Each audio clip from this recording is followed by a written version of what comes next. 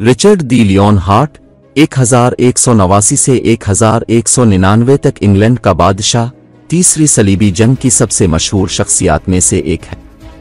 उसने बड़े जोश और अज़्म के साथ एक नई सलीबी जंग की पुकार का जवाब दिया। रिचर्ड अपनी जंगी महारत, बहादुरी और एक निडर जंगजू के तौर पर अपनी शोहरत के लिए जाना जाता था।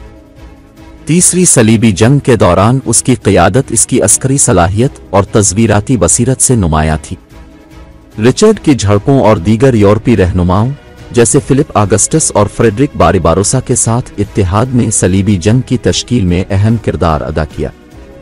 फिलिप के साथ इसकी दुश्मनी और ताउन ख़ास तौर पर सलीबी जंग की सियासी और फौजी हरकियात में मरकज़ी हैसियत रखता था। अपनी कामयाबियों के बावजूद रिचर्ड यरूशलेम पर दोबारा कब्जा करने में नाकाम रहा और तीसरी सलीबी जंग बिलाखिर एक जंग बंदी पर खत्म हुई। 1180 से 1223 तक फ्रांस का बादशाह फिलिप ऑगस्टस तीसरी सलीबी जंग में एक और अहम शरीक था।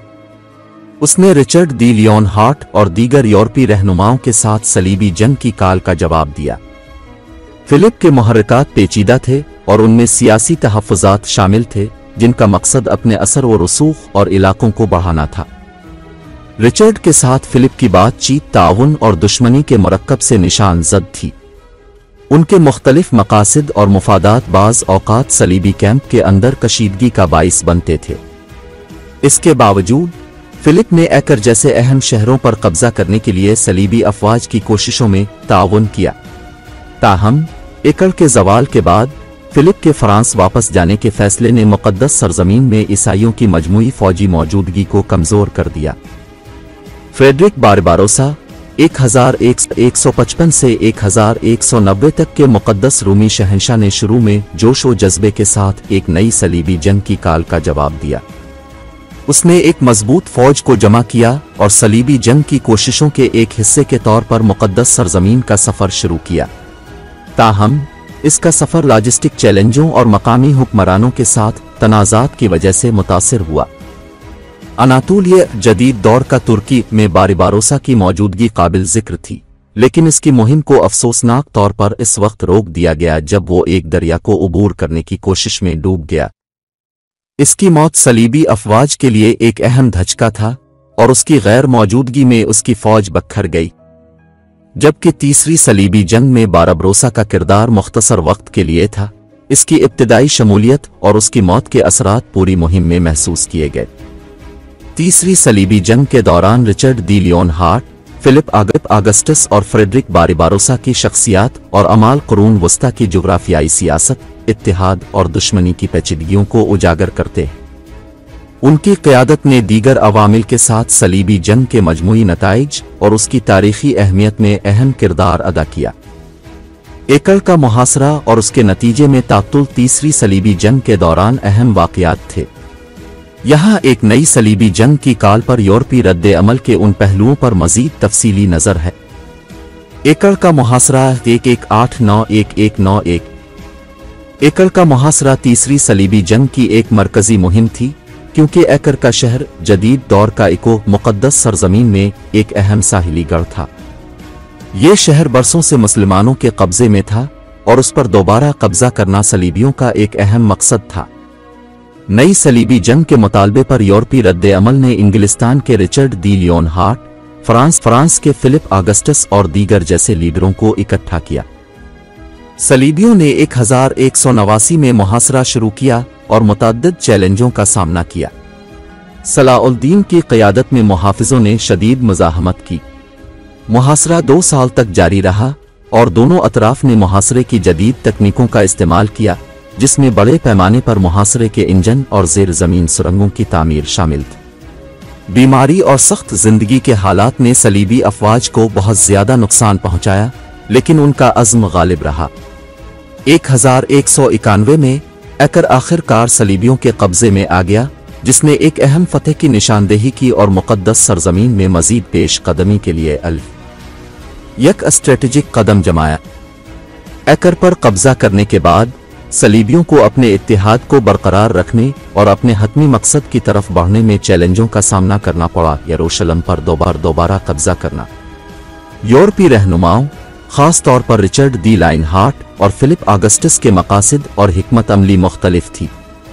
उनके बाहमी तामुलत और दुश्मनियों के साथ साथ रसद की मुश्किलात और अंदरूनी तनाज़ात ने एक तवील तात्तुल का बाइस बना।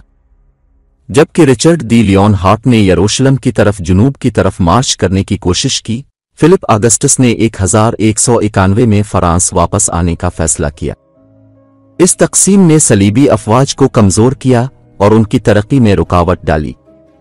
लड़ाइयों में कुछ फतूहात के बावजूद, बशमूल अरसोफ की जंग, सलीबी इलाके के चैलेंजों, रसद की क़िल्लत और सलाउद्दीन की हिकमत अमली की चालों पर काबू पाने में नाकाम रहे।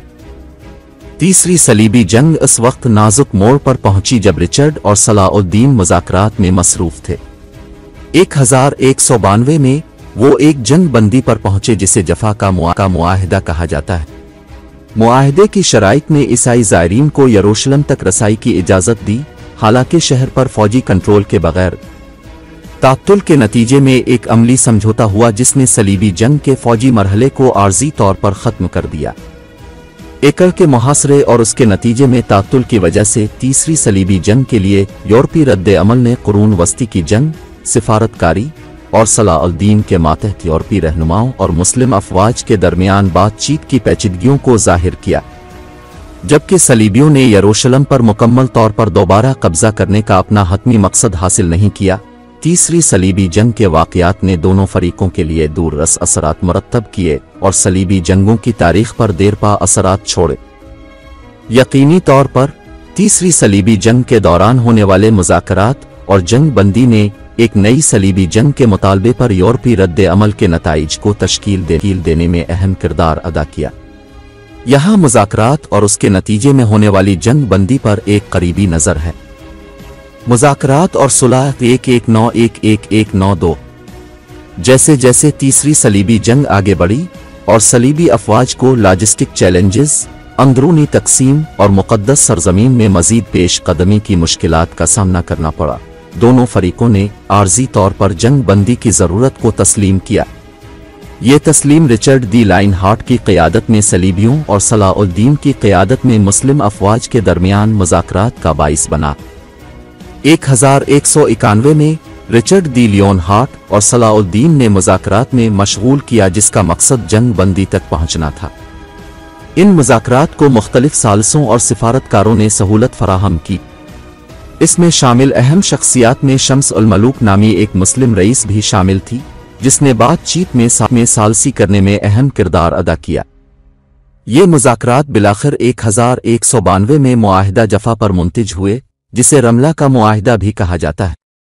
मुआहिदे के अहम निकात में शामिल हैं: यरूशलेम तक रसाई, सलीबियों को यह हक दिया गया था कि वो ईसाई ज़ायरीन को हरासा करने और जुल्म व सितम के खौफ के बगैर यरूशलेम का दौरा करें।